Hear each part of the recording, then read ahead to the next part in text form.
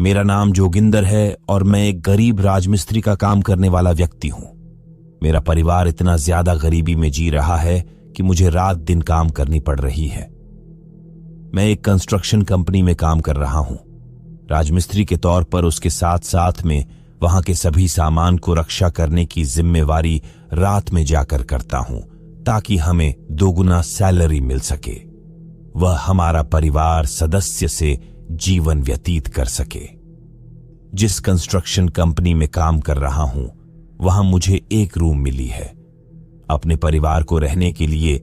इसमें मैं, मेरा भाई और अपने मम्मी पापा रहा करते हैं। रात में जब मैं काम कर गया आता हूं, तो फिर हमारे पापा और हमारा भाई फैक्ट्री के लिए देखने करने के लिए नौकरी पर जाया करते हैं।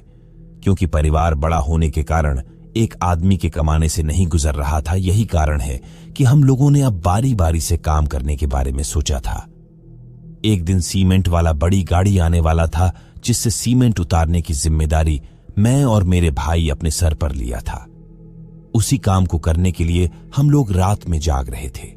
लेकिन जैसे ही सीमेंट वाला ट्रक फैक्ट्री में आई, सुबह से ही बहुत ज्यादा रात हो चुकी थी। रात के 12 o'clock बज रहे थे और मुझे टॉयलेट लगी थी। रात ज्यादा होने के कारण मैं अपने भाई राजा को कहता हूं कि मुझे टॉयलेट लगी है, हम दोनों चलो टाइट करने जाएंगे। उसके बाद जब सीमेंट की गाड़ी फैक्ट्री के अंदर पहुंच जाएगी तो हम लोग जाकर सामान उतार लेंगे। क्योंकि मेरा एक गरीब परिवार था और वह मेरा घर भी नहीं था। वहां सिर्फ कंस्ट्रक्शन कंपनी हमें रहने के लिए एक छोटा सा मकान लिया था। उसमें बाथरूम टॉयलेट की कोई सुविधा नहीं थी। हम लोग बाथरूम करने के लिए बाहर खेतों में तथा जंगल में जाया करते थे। जब मैं और मेरा छोटा भाई राजा एक साथ जा रहे थे, काफी दूर पहुंचने के बाद मुझे 2 लोगों की बातचीत सुनाई देती है। जैसे ही हम लोग थोड़ा और शांत होते हैं, तो हम लोगों को लोगों की बातों की आवाज है बहुत साफ साफ सुनाई देने लगी थी। वह दोनों आपस में बातचीत कर रहे थे कि मेरा बहुत बहुत ज्यादा अच्छी है, वह हमेशा से ही सभी लोगों का ख्याल रखती है। अच्छा हुआ कि मैंने अपनी बहू को अपने बेटे से शादी करा दिया, जो कि बहुत अच्छी लड़की है।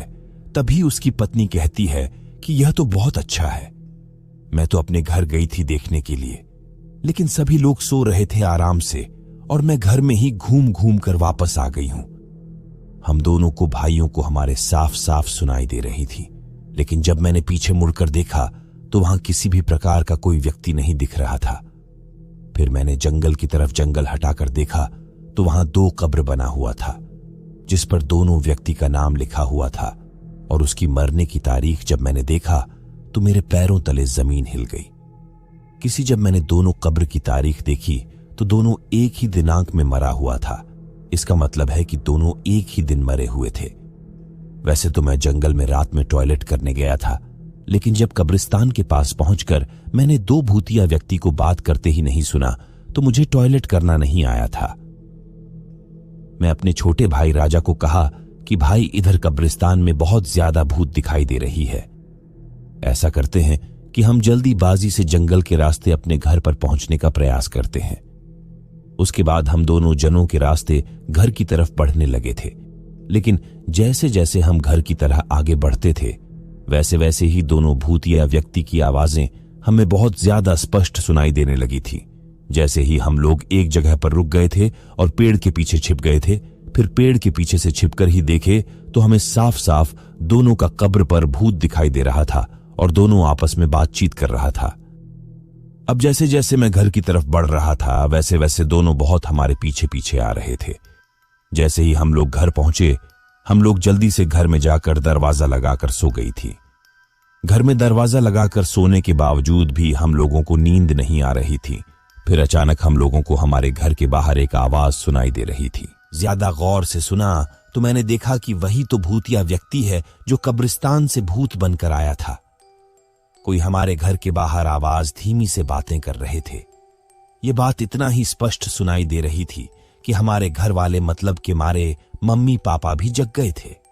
जैसे ही पापा ने कहा कि चलो हम देखते हैं बाहर जाकर कौन बाहर में बातचीत कर रहा है, क्योंकि उसके पिताजी फैक्ट्री के सुरक्षित झोगनी का काम कर रहा था और अगर कोई व्यक्ति आकर फैक्ट्री में कोई सामान चुरा कर ले जाता है तो उसकी जिम्मेदारी मेरे पिताजी की होगी।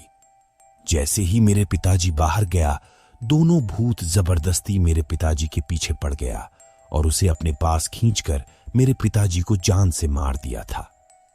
फिर उसके बाद मेरे पिताजी के साथ मेरे माताजी भी बाहर निकले थे, लेकिन भूत ने उन्हें भी पकड़कर जान से मार दिया था। उस दिन पूर्णिमा की रात की हम दोनों भाइयों को बहुत ज्यादा डर लग रहा था। इस कारण से हम लोग डर करो यही सो गए थे।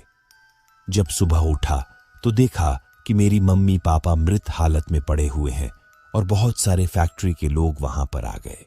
उसके बाद फैक्ट्री के मालिक माना जाता है और कहता है कि ऐसी बातें होती रहती है, तुम चिंता मत करो, किसी कारणवश तुम्हें गलतफहमी है, यहां कोई बहुत प्रेत नहीं आता है। सभी के चले जाने के बाद वहां का एक बुजुर्ग कहता है कि हो ना हो तुम्हारे माता पिता का खून एक भूत ने ही किया है, क्योंकि हर पूर्णिमा की रात, मतलब हर साल पूर्णिमा की रात इसी समय से दिन एक व्यक्ति की हत्या हुई थी। उसका पूरा परिवार तुम्हारा पिताजी और माताजी के कारण उसकी मौत हुई थी।